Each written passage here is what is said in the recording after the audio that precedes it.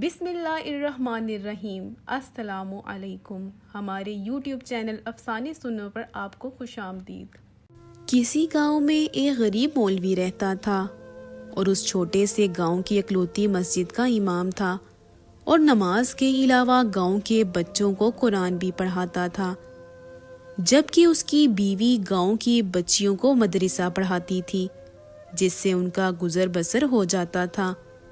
ان کی ایک ہی بیٹی تھی جو کہ بہت خوبصورت تھی۔ اس کی خوبصورتی کے چرچے دور دور تک پھیلے ہوئے تھے اور یہی بات گاؤں کے چودھری صاحب کے بیٹے تک بھی پہنچ گئی۔ اس نے موقع کی تلاش شروع کر دی کہ کسی طرح ایک بار اس حسین لڑکی کو دیکھ لے، آخر وہ ہے کیا بلا۔ ایک دن وہ مولوی صاحب کے گھر چلا گیا کہ کچھ نیاز وغیرہ دینے کے بہانے مولوی کی بیٹی کا دیدار ہو جائے گا، اور اس طرح وہ اپنے مقصد میں کامیاب ہو گیا۔ جب امام صاحب مسجد میں نماز پڑھا رہے تھے تو اس نے دروازے پر دستک دی اور مولوی کی بیٹی کی آواز آئی۔ کون؟ اس نے کہا کہ اس کے پاس کچھ سامان ہے جو چودھری صاحب نے بھیجا ہے، وہ لے لیں۔ لڑکی نے کہا کہ آپ دروازے میں رکھ دیں، میں اٹھا لوں گی۔ اس نے سامان رکھا اور وہیں انتظار کرنے لگا۔ جب لڑکی نے سمجھا کہ سامان رکھنے والا چلا گیا ہے تو اس نے سامان اٹھانے کے لیے دروازہ کھولا تو اس لڑکے نے اسے دیکھ لیا۔ دیکھا ہی نہیں بلکہ اس پر عاشق ہو گیا اور وہیں اپنا دل دے بیٹھا۔ لڑکا گھر آیا اور ضد پکڑ لی کہ اس نے شادی کرنی ہے تو مولوی کی بیٹی سے ہی کرنی ہے۔ چودھری صاحب اس رشتے کے حق میں نہیں تھے۔ انہوں نے بیٹے سے کہا کہ میں جا کر مولوی صاحب سے بات کرتا ہوں۔ چودھری صاحب آئے اور مولوی سے کہا کہ میرا بیٹا شراب پیتا ہے، جوا کھیلتا ہے اور ہر برائی ہے اس میں۔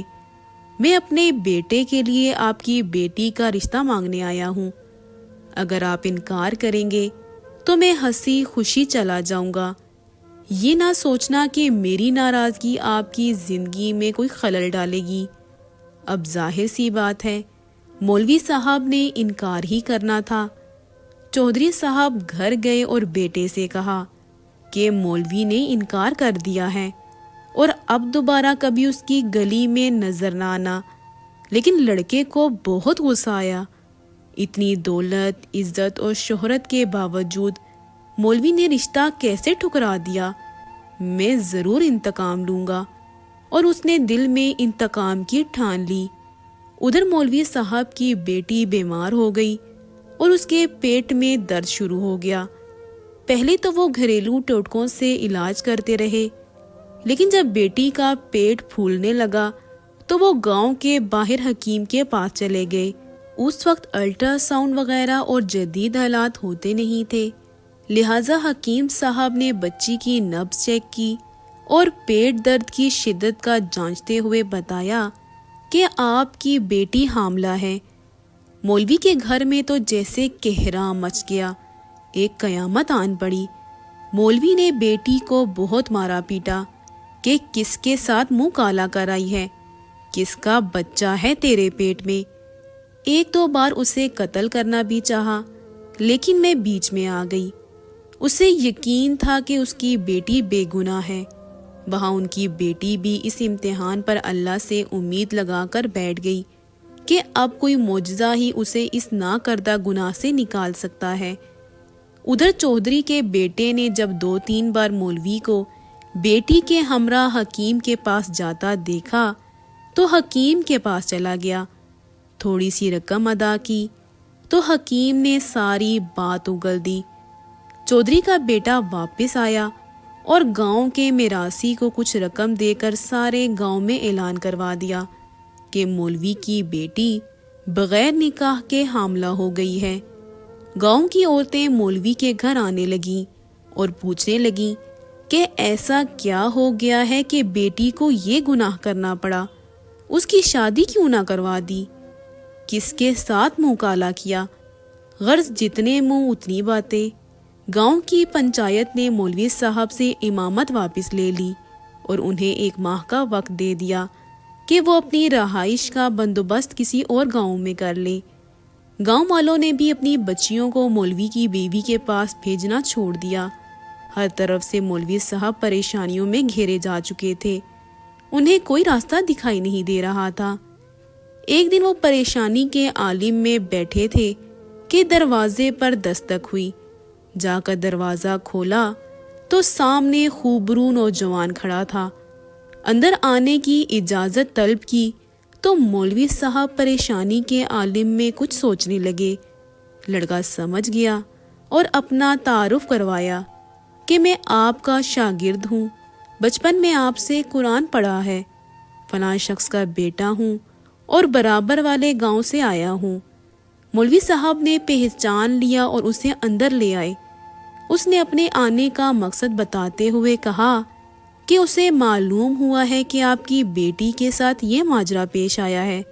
मज़ीद बताया कि वो शहर से हिकमत का कोर्स मुकम्मल करके आया है और गांव में हिकमत खाना बनाने का इरादा रखता है, लेकिन आते ही उसे इस बात का इल्म हुआ तो उसे यकीन नहीं आया कि ये वाक़या सच है और वो इसका राज मालूम करने पहुंच गया। मौलवी साहब को भी कुछ उम्मीद सी नजर आने लगी। उस लड़के ने मौलवी साहब की बेटी की नब्ज़ देखी, कुछ तफसीलात पूछी और फिर कुछ सोचते हुए मौलवी साहब से 1 बकरे और 1 कुत्ते का बंदोबस्त करने को कहा। जब लड़की को दिन का खाना खाने से मना किया और भूखा रहने को कहा, उसकी बात पर अमल करना पड़ा। मौलवी साहब और करते भी क्या, डूबते को तिनके का सहारा था। रात तक सारा बंदोबस्त कर दिया। लड़के यानी हकीम ने गांव की कुछ मोअज़्ज़िज़ औरतों को भी बुलवा लिया और उनसे बकरे का गोश्त पकवाने को कहा। जब गोश्त पक चुका तो उस लड़के ने लड़की से कहा कि पेट भर कर गोश्त खाओ। लड़की भी सुबह से भूखी थी, जी भर कर गोश्त खाया। जब लड़की ने गोश्त खा लिया तो उस वक्त तक मोहल्ले के कुछ मज़ीद लोग भी मौलवी के घर के बाहर जमा होना शुरू हो गए कि यहाँ क्या माजरा चल रहा है। उस लड़के ने मौलवी साहब की बेटी को बुलवा लिया और दूसरे कमरे में ले गया, जहाँ उसने पहले से कुत्ता ज़िबा करके रखा हुआ था। उस लड़की को बताया कि जो गोश्त उसने खाया है वो इसी कुत्ते का था। बस फिर क्या था, लड़की ने उल्टियाँ शुरू कर दी और जो कुछ खाया था सब बाहर आने लगा। कुछ ही देर में उसके पेट से उल्टी के जरिए एक मेंढक भी बाहर निकल आया, जिसे सब मोहल्ले वालों ने अपनी आंखों से देखा। जैसे ही मेंढक बाहर निकला, लड़की को कुछ सुकून सा महसूस होने लगा तो वो लड़का कहने लगा कि इस लड़की ने किसी नदी या दरिया का पानी पिया था।